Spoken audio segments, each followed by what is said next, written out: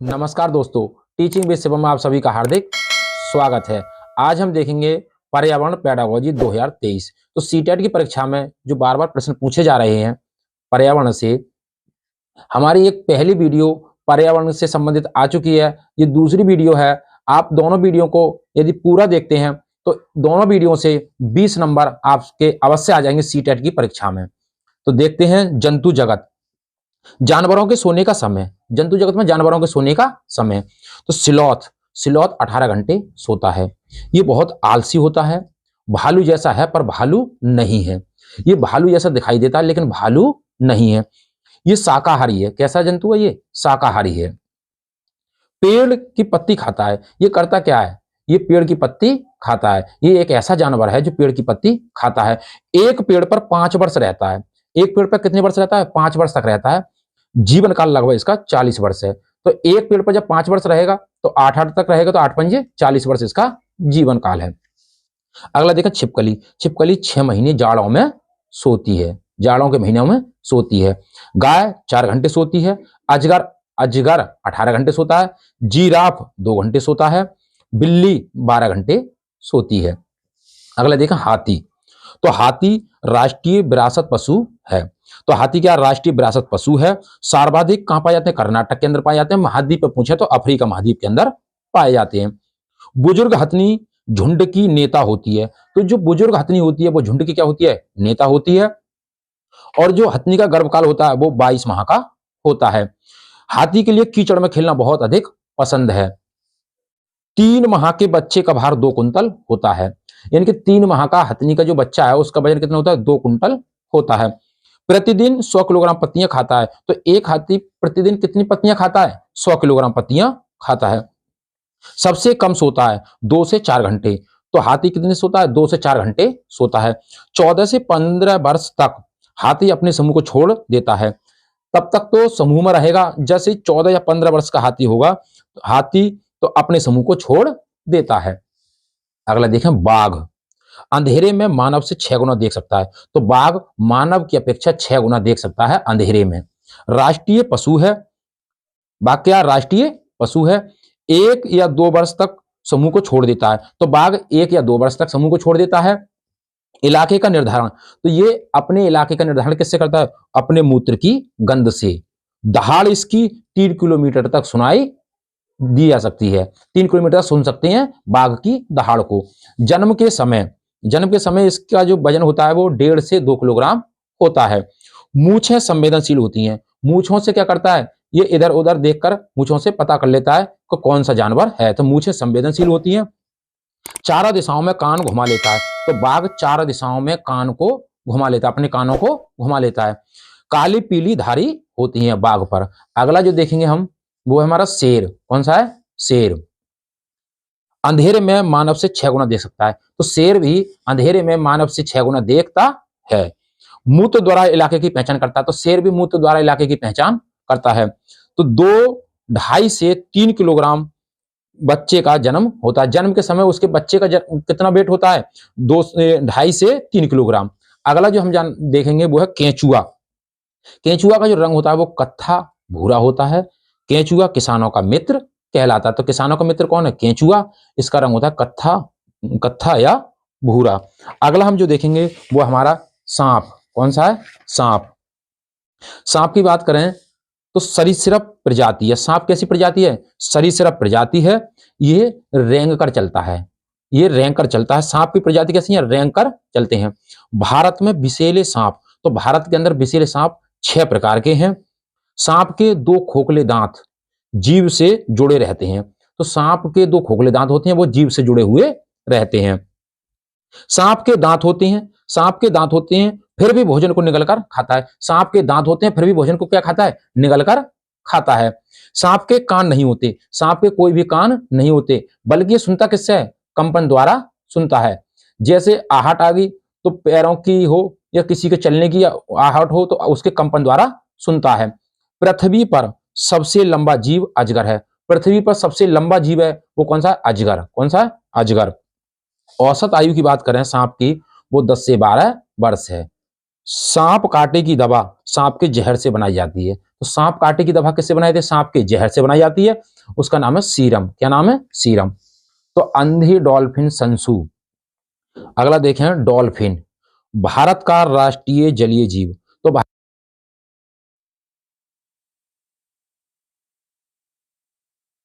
स्तनधारी। श्वास डॉल्फिन फेफड़ों द्वारा लेती है। श्वास लेने के लिए बार बार पानी से निकलती है। तो ये श्वास लेने के लिए पानी से क्या होती है? बार बार निकलती है। ये कैसा जीव है?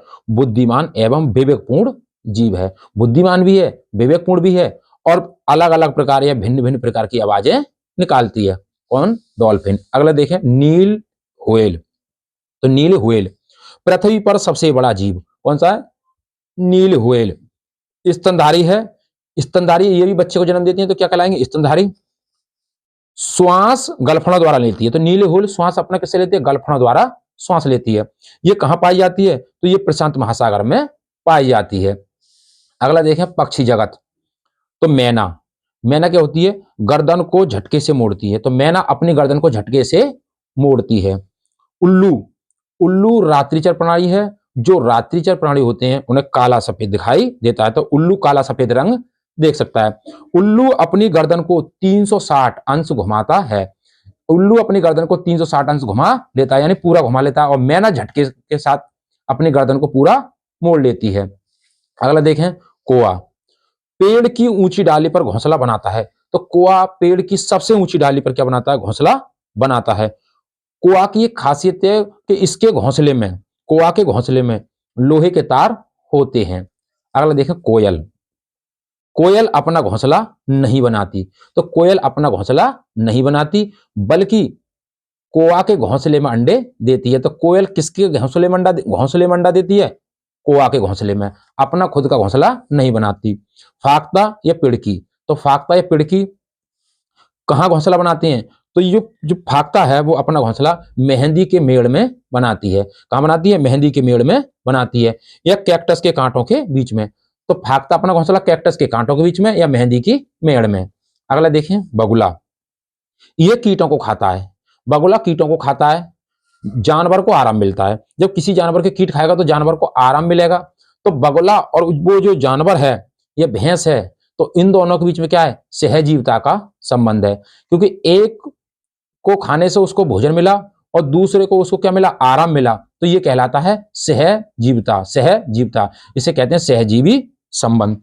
अगला जो हम देखेंगे वो वन लाइनर प्रश्न है, बहुत ही इंपॉर्टेंट प्रश्न है। अल-बरूनी कहाँ के निवासी थे? तो अल-बरूनी उज्बेकिस्तान के निवासी था। अल-बरूनी कहाँ का निवासी था? उज्बेकिस्तान का। अल-बरूनी महमूद गजनी के साथ आया था। भारत किसके साथ आया था? महमूद गजनी के साथ भारत आया था। इसने जो पुस्तक लिखी अल-बरूनी ने, किताब उल हिंद। किताब उल हिंद। रेत के पहाड़। रेत के पहाड़।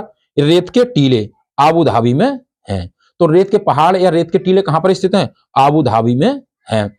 और आबू धाबी के अंदर खजूर के पेड़ भी बहुत हैं। भाषा यहाँ की अरबी है। पानी पेट्रोल से महंगा है, यानी कि पानी पेट्रोल से भी क्या है? महंगा है। आबू धाबी के अंदर खजूर के पेड़ पाए जाते हैं। रेत के पहाड़े, रेत के टीले अधिक हैं। पेट्रोल से प्राप्त। तो पेट्रोल से प्राप्त कौन कौन सी चीजें होती हैं? LPG, liquid petroleum gas, diesel, grease, kerosene. ये किससे प्राप्त होते हैं? पेट्रोलियम से प्राप्त होते हैं। स्थान, दूरी, दिशा की स्थिति जानना। किसी स्थान, दूरी या दिशा की स्थिति जानना तो कौन सा कौशल है? ये कहलाता चित्रण कौशल। चित्रण कौशल। मनाली में घर। तो मनाली में घर कैसे होती हैं? मनाली में घर पत्थर, लकड़ी से बने, ढाली, ये ढालदार छतों वाले होते हैं। मनाली में पत्थर और लकड़ी से बने ढाल देकर छतों को बनाते हैं। मिर्च का व्यवसाय, व्यापार। मिर्च कहां से आई थी? तो उसका जो व्यापार कहां से शुरुआत हुई थी? तो दक्षिण अमेरिका से। तो मिर्च कहां से रिलेटेड है? दक्षिण अमेरिका से। अगला देखें, महिला बस नहीं चला पाएंगी पुरुष की अपेक्षा। यदि आप कह दें कि महिला इस काम को नहीं कर सकती बल्कि पुरुष इस काम को कर सकते हैं, तो यह कहलाती है जेंडर रूढ़िवादिता। जेंडर रूढ़िवादिता। आंवला, पालक, गुड़, हरे पत्तेदार सब्जी। तो आंवला है, पालक है, गुड़ है, हरे पत्तेदार सब्जी। इनमें किसकी मात्रा अधिक होती है? तो इसमें लौह तत्व की मात्रा अधिक होती है। और जिसके अंदर आंवला, पालक, गुड़, हरे पत्तेदार सब्जी वो नहीं खाता है, तो उसके अंदर क्या होती है? विटामिन ए की कमी हो जाती है। अगला देखें, रेगिस्तानी ओक। तो रेगिस्तानी ओक कहाँ का वृक्ष है? ये ऑस्ट्रेलिया में होता है। इस पेड़ की जो ऊंचाई है वो 30 गुना जड़ों से नीचे हो जाती है। यानी कि पेड़ की जितनी ऊंचाई है उसकी जो जड़ें उसके पेड़ की ऊंचाई से 30 गुना नीचे पहुंच जाती हैं, नीचे हो जाती हैं रेगिस्तानी ओक की। ये कहां पाया जाता है? ऑस्ट्रेलिया के अंदर पाया जाता है। टमाटर, नाशपाती, चीकू, भिंडी, खीरा, करेला, ये सब क्या है? फल हैं। ये सब क्या है? फल हैं। अगला देखें, मच्छर से फैलने वाले रोग। तो मच्छर से कौन कौन से रोग होते हैं? मलेरिया, डेंगू और चिकनगुनिया। मलेरिया रोनाल्ड रॉस ने इसकी खोज की थी। प्लाज्मोडियम मच्छर होता है मलेरिया। तो मलेरिया कैसे पहचानेंगे कि मलेरिया है इस व्यक्ति को? तो कपकपी के द्वारा बुखार आता है, कपकपी के द्वारा बुखार आता है, तो वो कहलाती है मलेरिया। अगला देखें, कांसा। तो कांसा एक मिश्र धातु है। ये किससे बनाई जाती है? तांबा और टिन से मिलकर बनी होती है कांसा।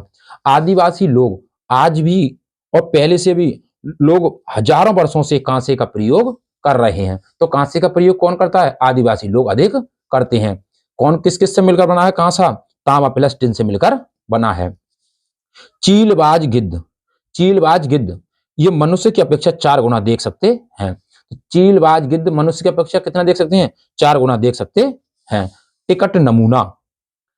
टिकट आप बुक कराते हैं तो टिकट पर क्या क्या लिखा हुआ होता है?